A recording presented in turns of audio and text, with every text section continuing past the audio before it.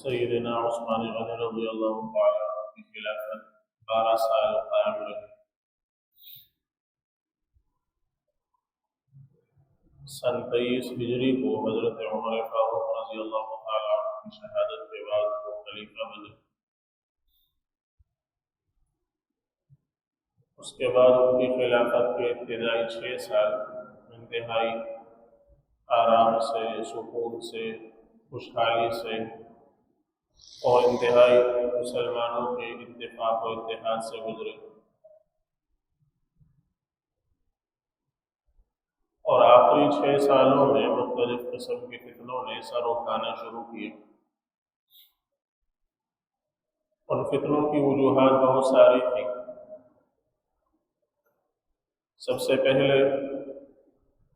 حضرات صحابہ کرام رضوان اللہ علیہ اجمعین کی کثرت جو پہلے موجود تھی وہ آہستہ آہستہ کم ہوتی گئی۔ کچھ غزوات میں شہید ہوئے، کچھ اپنی موت انتقال کر گئے۔ نئی پود جوان ہوئی، انہوں نے اسلام کا وہ ابتدائی دور نہیں دیکھا تھا، اور انہوں نے وہ سختیاں، وہ تنگیاں، وہ مشقتیں برداشت نہیں کی تھی جو ابتدائی مسلمانوں نے برداشت کی تھی۔ یہ سمجھ لیں سونے کا چمچہ لے کر پیدا ہوئے، خوشحالی کی گود میں پلے بڑھے، اور انتہائی خوشحالی کے زمانے میں نوجوان ہوئے، اور پھر وہ اکابر صحابہ رضوان اللہ علیہ اجمعین سے ان کو علم حاصل کرنے کا موقع نہیں ملا۔ جناب نبی کریم صلی اللہ علیہ وسلم کی صحبت ان کو میسر نہیں ہوئی، لہذا اسلام کی، مسلمانوں کے اتفاق و اتحاد کی وہ اہمیت ان کے دلوں میں نہیں تھی جو ابتدائی صحابہ کرام کے دلوں میں تھی۔ دوسری طرف مختلف ممالک آہستہ آہستہ فتح ہونے لگے، مال و دولت کی کثرت ہو گئی، لوگوں میں خوشحالی بہت زیادہ ہوئی، اور مال و دولت کی کثرت ویسے بھی انسان کے اندر ایک فتنہ، تکبر، بڑائی کا جذبہ پیدا کرتی ہے۔ چنانچہ رسول اللہ صلی اللہ علیہ وسلم فرماتے ہیں کہ ہر امت کا ایک فتنہ ہوتا ہے، اور میری امت کا فتنہ مال ہے۔ ان کو جو چیز فتنے میں مبتلا کرنے والی ہے، ان کو جو چیز فتنے میں ڈالنے والی ہے وہ مال ہے۔ تو دوسری طرف مال و دولت کی کثرت ہوئی، بہت سارے ممالک فتح ہونے لگے، اور مال غنیمت کثرت سے آنے لگا، تو لوگ بہت زیادہ لوگوں میں خوشحالی آ گئی۔ تیسری طرف جب مختلف ممالک فتح ہوئے تو ان میں سے بہت سارے لوگ وہ تھے جو اپنی خوشی سے اسلام میں داخل ہوئے، بہت سارے وہ تھے کہ ان کو اسلام اور مسلمانوں کے خلاف ایک بغض، ایک نفرت، ایک حسد ان کے دلوں میں تھا کہ انہوں نے ہماری زمینیں لے لی، انہوں نے ہمارے ممالک فتح کر لیے، انہوں نے ہماری حکومتیں ختم کر دی۔ لہٰذا وہ بظاہر مسلمان ہو کر اور ظاہری اعتبار سے اسلام قبول کر کے اندر مسلمانوں کے اندر فتنے پھیلانے کی کوشش کرنے لگے۔ ان لوگوں میں سے بنیادی طور پر ایک یہودی شخص جو انتہائی ذہین اور انتہائی جو ہے وہ ماہر اور بہت فتنہ پرور تھا، عبداللہ بن سبا اس کا نام تھا، اور ظاہراً اس نے اسلام قبول کیا، اور باطناً وہ اسلام کے مسلمانوں کے خلاف سازشوں میں مصروف ہوا۔ چنانچہ وہ مختلف شہروں میں جا کر، مختلف علاقوں میں جا کر وہ دعوت پھیلاتا لوگوں میں، اور لوگوں کو ابتدائی طور پر جو وہاں کا گورنر ہوتا، امیر المومنین حضرت عثمان غنی رضی اللہ عنہ کا مقرر کیا ہوا، اس کے خلاف لوگوں کو ابھارتا، اس کے خلاف لوگوں کے دلوں میں باتیں ڈالتا، وسوسے شبہات ڈالتا، اور لوگوں کو ان کے خلاف ابھارتا۔ اور نام اس کو یہ دیا ہوا تھا کہ میں امر بالمعروف اور نہی عن المنکر کر رہا ہوں، کہ میں گویا کہ لوگوں کو اچھائی کی طرف بلا رہا ہوں، ان میں جو برائیاں پھیل رہی ہیں میں ان کو روکنے کی کوشش کر رہا ہوں۔ تو نام اس خوشنما نام سے اس نے آہستہ آہستہ مسلمانوں میں جو ہے وہ فتنے پھیلانے شروع کیے، دور دراز شہروں کی طرف خط و کتابت شروع کی، اور لوگوں کو جو ہے وہ اپنی طرف بلا کر ان کو اس بات کی طرف بلایا کہ اپنے اپنے ہاں تمہارے ہاں جو گورنر ہیں ان کی چھوٹی چھوٹی باتوں کو پکڑ کر اچھالو،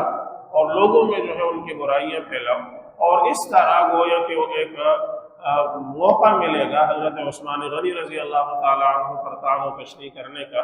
چنانچہ اس طرح بہت سارے سادہ لوگ مسلمانوں کو، کچھ فتنہ پرور لوگوں کو اس نے اپنے ساتھ ملایا، اور بنیادی طور پر اس کے اس فتنے کے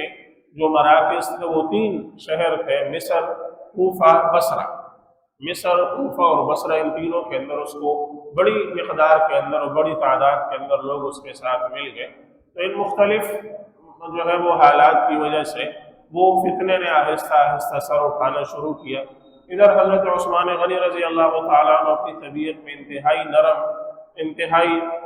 خوش مزاج اور انتہائی نرمی سے کام برتنے والے، ان کا مزاج حضرت عمر کی طرح نہیں تھا کہ وہ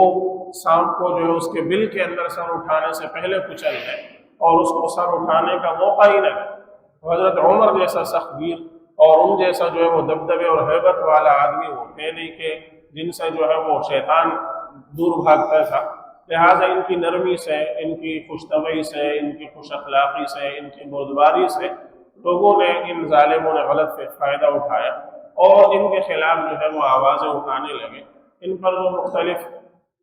لوگوں نے ابتدائی طور پر جو ان پر الزامات لگائے، اس میں یہ کہ عثمان غنی رضی اللہ تعالیٰ عنہ جو اپنے قبیلے کے لوگوں کو نواز کر ان کو گورنر بنا کر بھیج رہے ہیں، اور مختلف شہروں میں گورنر ان کے قبیلے کے لوگ ہیں، ان کے خاندان کے لوگ ہیں، اور وہ کیا ہے، 26 گورنروں میں سے 5 گورنر ایسے تھے جو ان کے قبیلے کے، اور وہ بھی کون کون؟ معاویہ بن ابی سفیان، عبداللہ بن سعد بن سر، عبداللہ بن عامر، اور عقبہ، ولید بن عقبہ، اور یہ وہ حضرات ہیں کہ ان کو حضرت عمر نے گورنر بنا کر بھیجا۔ حضرت عمر رضی اللہ تعالیٰ عنہ نے ان پر اعتماد کر کے ان کو بھیجا تھا۔ بعض کو حضرت ابوبکر نے گورنر بنایا تھا اپنے زمانے میں، حضرت عثمان نے ان کو گورنر بنایا تو اپنی رشتہ داری کی بنیاد پر نہیں، بلکہ اس وجہ سے کہ وہ اپنے کام میں ماہر تھے، وہ بڑے سمجھ بوجھ والے تھے، وہ کام کو سنبھالنے والے تھے، لیکن ان کو چونکہ فتنے کے لیے کوئی سہرا چاہیے تھا، لہٰذا انہوں نے یہ بات مشہور کر دی کہ ان لوگوں کو حضرت عثمان اس لیے گورنر بنا رہے ہیں کہ یہ ان کے خاندان کے لوگ ہیں، یہ ان کے جو ہے یہ ان کے قبیلے کے بنو امیہ کے لوگ ہیں۔ اور ظالموں نے یہ نہیں سوچا کہ بنو امیہ کے لوگوں کو خود رسول اللہ صلی اللہ علیہ وسلم مختلف مواقع پر گورنر بنا کر بھیج چکے ہیں، اور آپ صلی اللہ علیہ وسلم ان کو مقرر فرما چکے ہیں۔ خیر، اس طرح کی آہستہ آہستہ باتیں یہ پھیلانے لگے اور لوگوں کو جو ہے وہ ان کے خلاف اکسانے اور برانگیختہ کرنے لگے۔ حضرت عثمان غنی رضی اللہ تعالیٰ عنہ تک خبریں پہنچتی رہتی تھیں، ایسا نہیں ہے کہ وہ بالکل بے خبر تھے، اور اپنے طور پر وہ اس فتنے کو دبانے کی کوشش بھی کر رہے تھے، ہاں، لیکن وہ بیجا سختی نہیں کرنا چاہتے تھے، وہ ہر جگہ نرمی سے کام لینے والے، سمجھانے بجھانے والے، پیار محبت سے جو ہے وہ کام چلانے والے۔ اور یہاں یہ لوگ ایسے تھے کہ ان کا مقصود ہی فتنہ پھیلانا تھا۔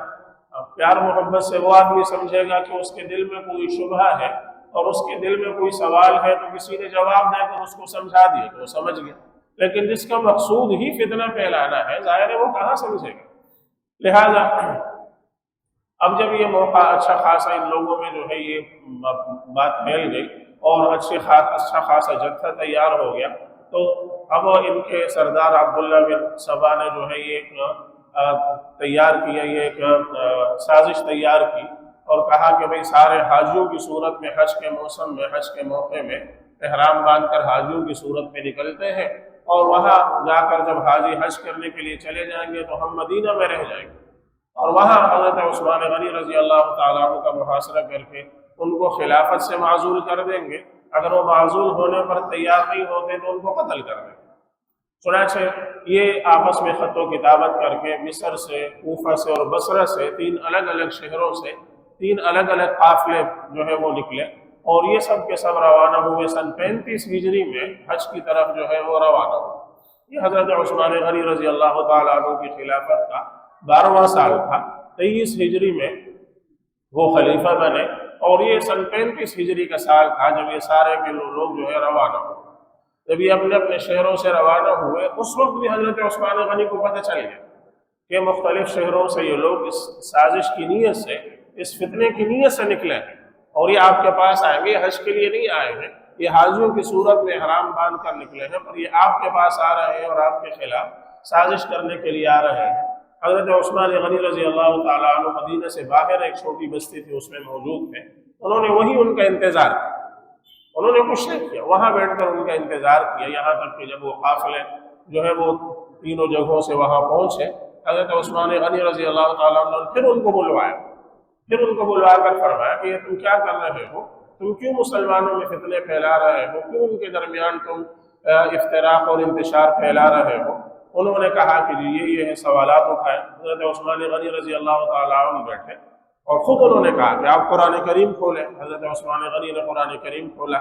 اور وہ ایک ایک آیت پر سوال اٹھاتے جاتے، آپ اس کی خلاف ورزی کر رہے ہیں۔ حضرت عثمان غنی جواب دیتے کہ نہیں، ایسا نہیں، تمہیں غلط فہمی ہوئی ہے، آیت کا مطلب یہ ہے، تم کچھ اور سمجھ رہے ہو۔ اچھا، آپ اس آیت کی خلاف ورزی کر رہے ہیں، نہیں، تمہیں غلط فہمی ہوئی ہے، آیت اس بارے میں نازل ہوئی، اس کا مفہوم یہ ہے، اس کا مطلب یہ ہے، اور تم غلط سمجھ۔ یہاں تک کہ وہ سارے ان کے سوالات ختم ہو گئے اور کوئی سوال ان کا باقی نہیں رہا۔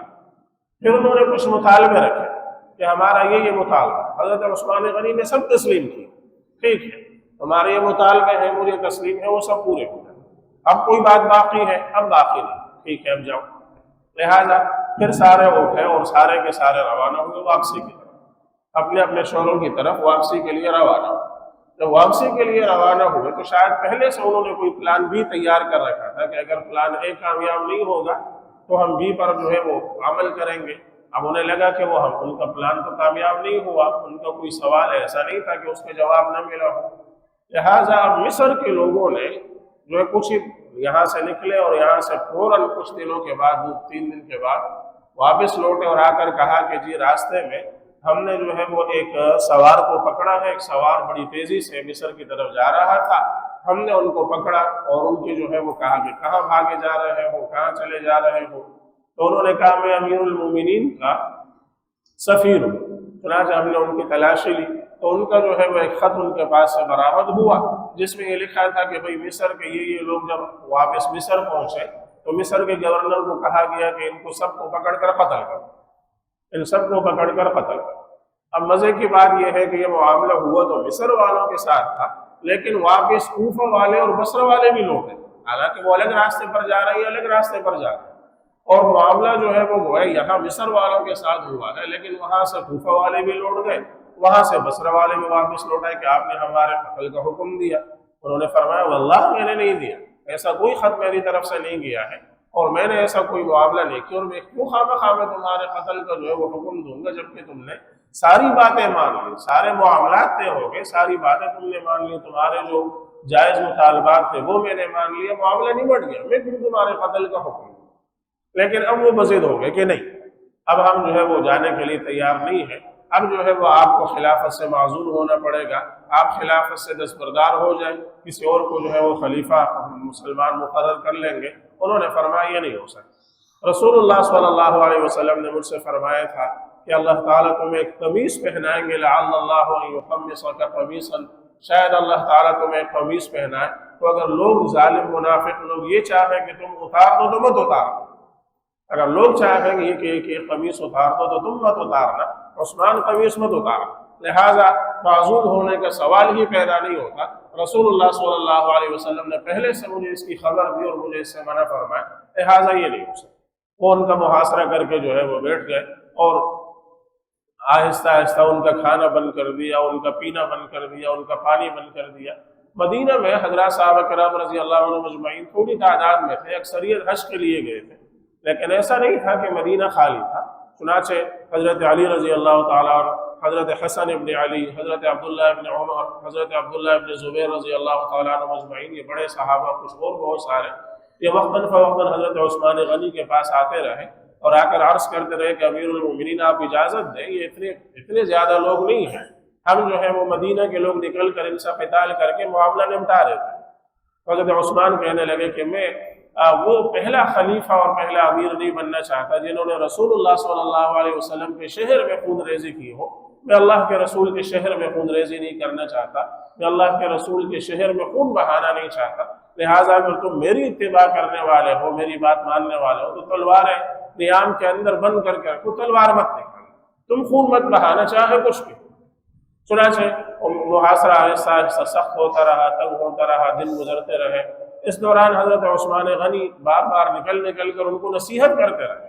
حالانکہ وہ ان کا محاصرہ کیے ہوئے ہیں اور وہ ان کو معزول کرنا چاہتے ہیں، وہ ان کو جو ہے وہ قتل کرنے کے درپے ہیں، اور حضرت عثمان غنی نکل کر ان کو نصیحت کر رہے ہیں، لوگوں کیا تمہیں معلوم ہے کہ رسول اللہ صلی اللہ علیہ وسلم نے فرمایا لا يحل دم امرئ مسلم الا بثلاث، مسلمان آدمی کا خون صرف 3 وجہ سے حلال ہوتا ہے، اس کے بغیر مسلمان کا خون بہانا جو ہے وہ حرام ہے، کیا تم جانتے ہو؟ انہوں نے کہا ہم جانتے ہیں۔ پہلی وجہ یہ کہ اگر جو ہے کوئی مسلمان ہے اور وہ مرتد ہو جائے تو مرتد ہونے کی وجہ سے اس کا خون حلال ہو جاتا ہے، تو کیا میں مرتد ہو گیا ہوں؟ نہیں ہوئے۔ دوسرا یہ کہ کوئی مسلمان ہے اور اس نے جو ہے وہ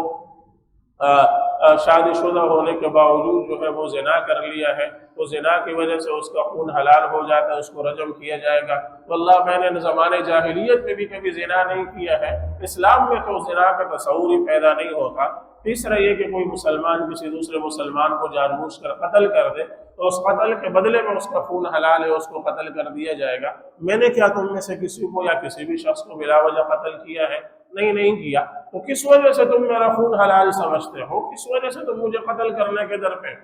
کوئی جواب نہیں، لیکن بہرحال وہ در پہ ہے کہ یا تو آپ معذور ہوں گے یا جو ہے وہ ہم آپ کو قتل کریں گے۔ بہرحال دن گزرتے گئے، یہاں حج جب ہو گیا، اب باغیوں کو یہ جو ہے وہ خطرہ لاحق ہوا کہ اگر حاجی حج سے واپس آ جاتے ہیں اور مدینہ لوگوں سے بھر جاتا ہے تو پھر اپنے منصوبے کو عملی جامہ پہنانا مشکل ہو جائے گا، پھر جو ہے وہ اپنے منصوبے کو پورا کرنا مشکل ہو جائے گا، لہٰذا اس سے پہلے جو کرنا ہے کر گزرو، جو کرنا ہے اس سے پہلے معاملہ نمٹا دو۔ چنانچہ سن 35 ہجری کا سال تھا اور سال کا آخری مہینہ ذوالحجہ کا مہینہ تھا۔ تاریخ میں البتہ مورخین کا تھوڑا بہت اختلاف ہے، مشہور یہ ہے کہ 18 ذی الحجہ کی تاریخ تھی، بعض نے کچھ اور بھی لکھی ہے۔ باغی جو ہے وہ آپ کے گھر کی دیواریں پھلان کر آپ کے گھر کے اندر داخل ہوئے، اس وقت بھی آپ کو بچانے کے لیے حضرت عبداللہ ابن عمر، عبداللہ ابن زبیر یہ حضرات آئے کہ امیر المومنین ہم جو ہے وہ آپ کا دفاع کرتے ہیں، اور باغیوں کو انہوں نے روکنے کی کوشش کی۔ انہوں نے اس وقت بھی جبکہ تلوار ان کی سر پر ہے اور بس ان کے قتل کا وقت بالکل قریب ہے، انہوں نے فرمایا کہ میں وہ پہلا خلیفہ نہیں بننا چاہتا جنہوں نے رسول اللہ صلی اللہ علیہ وسلم کے شہر میں خون ریزی کی، اللہ کے رسول کے شہر میں خون بہایا، لہٰذا میری طرف سے تمہیں اجازت نہیں ہے، تم اپنی تلواریں جو ہے وہ روکیں۔ انہوں نے بہرحال کوشش کی باغیوں کو روکنے کی، ان میں سے بعض صحابہ زخمی بھی ہوئے اور 1-2 قتل بھی ہوئے۔ حضرت عثمان غنی رضی اللہ تعالیٰ عنہ کے غلام تھے، غلام جو ہے انہوں نے آ کر کہا امیر المومنین آپ اجازت دیں ہم ان کو معاملہ نمٹاتے ہیں، ختم کر دیں۔ انہوں نے فرمایا نہیں، میرا اگر کوئی غلام ہے، میری بات مانتا ہے، میری اتباع کرنے والا ہے، وہ تلوار نہیں نکالے گا، بلکہ یہاں تک فرمایا کہ تم میں سے جو آدمی تلوار باہر نہ نکالے وہ میری طرف سے آزاد ہے، جو تلوار نہ نکالے اور نہ لڑے میری طرف سے وہ آزاد ہے، اور اس کو میری طرف سے آزادی ہے، ان کو آزادی کا پروانہ اپنے عطا کر دیا۔ چنانچہ باغیوں نے حضرت سن 18 ہجری میں اور سن 35 ہجری میں 18 ذی الحجہ کو حضرت عثمان غنی رضی اللہ تعالیٰ عنہ کو 82 سال کی عمر میں انتہائی بے دردی کے ساتھ جو ہے وہ شہید کر دیا، اور پھر جو ہے وہ نکل کر مدینہ منورہ سے کچھ دن تک وہ باقی وہاں رہے، اور حضرات صحابہ کرام رضوان اللہ علیہ مجمعین نے جو وہاں موجود تھے تھوڑے سے چند افراد، انہوں نے ان کے کفن دفن کا۔ جب پہلی تلوار جو حضرت عثمان غنی کی طرف آگے بڑھی تو ان کی گھر والی نائلہ ان کی بیوی تھی، اس نے ہاتھ آگے بڑھا کر اس تلوار کو روکنے کی کوشش کی تو تلوار ان کے ہاتھ پر لگی اور ان کی انگلیاں کٹ گئی، ان کی انگلیاں کٹ کر نیچے گر گئی۔ تو نائلہ نے ان کی بیوی نے کہا کہ تم چاہے ان کو شہید کر دو یا نہ کرو، لیکن واللہ یہ وہ آدمی ہے جو پوری رات کھڑے ہو کر تہجد میں پورا قرآن کریم پڑھا کرتا ہے، یہ وہ آدمی ہے جو پوری رات تہجد میں پورا قرآن کریم پڑھا کرتا تھا، تمہاری مرضی ہے آگے تم اس کو شہید کرتے ہو یا باقی رکھتے ہو۔ لیکن بہرحال حضرت عثمان غنی رضی اللہ تعالیٰ عنہ کو ان ظالموں نے بڑی بے دردی کے ساتھ جو ہے وہ شہید کر دیا، اور ان کا شاید ان کی توقع یہ تھی کہ ان کو شہید کرنے کے بعد ہم کوئی اپنی مرضی کا خلیفہ جو ہے وہ مقرر کر دیں گے، اور اس کے بعد ہم موجے اور ہم جو ہے وہ سکون کی زندگی گزاریں گے۔ وہ جو کہا کرتے ہیں کہ کچھ لوگ بچھا کر کانٹوں کو گلشن کی توقع رکھتے ہیں، کچھ لوگ بچھا کر کانٹوں کو گلشن کی توقع رکھتے ہیں، شعلوں کو ہوائیں دے دے کر ساون کی توقع رکھتے ہیں۔ ان کو امید یہ تھی کہ شاید اس کے بعد ہم سکون کی زندگی گزاریں گے، لیکن اس کے بعد سال ہر سال مسلمانوں میں ایسی قتل و خون ریزی ایسی پھیلی، اتنے مسلمان اس کے بعد قتل ہوئے، شہید ہوئے کہ جس کا کوئی اندازہ نہیں۔ تو انہوں نے ان کو شہید کر دیا۔ چند لوگوں نے حضرت عثمان غنی رضی اللہ تعالیٰ عنہ کو غسل دیا، کفن دے کر ان کی نماز جنازہ پڑھی اور ان کو وہی جنت البقیع کے اندر جو ہے وہ دفنا دیا، اور یہ باغی اپنے اپنے شہروں کی طرف کچھ واپس چلے گئے۔ اس کے بعد کے حالات کافی مخدوش تھے، کچھ پھر حضرت علی رضی اللہ تعالیٰ عنہ کی خلافت کے انعقاد کا زمانہ ہے۔ بہرحال مسلمان حج سے جب وہ حج کر کے واپس مدینہ پہنچے تو یہاں پہنچ کر کیا دیکھتے ہیں کہ غموں کا اور مصیبتوں کا ایک پہاڑ ان کے سروں پر گر چکا ہے، اور یہاں اتنا بڑا سانحہ رونما ہو چکا ہے اور اتنا بڑا واقعہ رونما ہو چکا ہے کہ خلیفہ ثالث رسول اللہ صلی اللہ علیہ وسلم کے قریب ترین ساتھی 82 سال کی عمر کے بوڑھے کو ظالموں نے نہیں بخشا اور انہوں نے ان کو جو ہے وہ شہید کر دیا۔ یہاں پہنچ کر اس سانحہ کا ان کو علم ہوا، لیکن اب سانحہ ہو چکا تھا، اب جو ہے کچھ ہو نہیں سکتا تھا، کچھ جو ہے وہ اب ممکن نہیں تھا۔ لہٰذا انہی حالات میں حضرت عثمان غنی رضی اللہ تعالیٰ عنہ شہید ہوئے۔ اللہ تعالیٰ ان کی قبر پر کروڑوں رحمت نازل فرمائے، اللہ تعالیٰ ان کے درجات بلند فرمائے، اور ان کی اتباع کی ہم سب کو اللہ تعالیٰ توفیق عطا فرمائے۔ وآخر دعوانا الحمدللہ رب العالمین۔ اذان ہوگی، اس کے بعد سنت ہے۔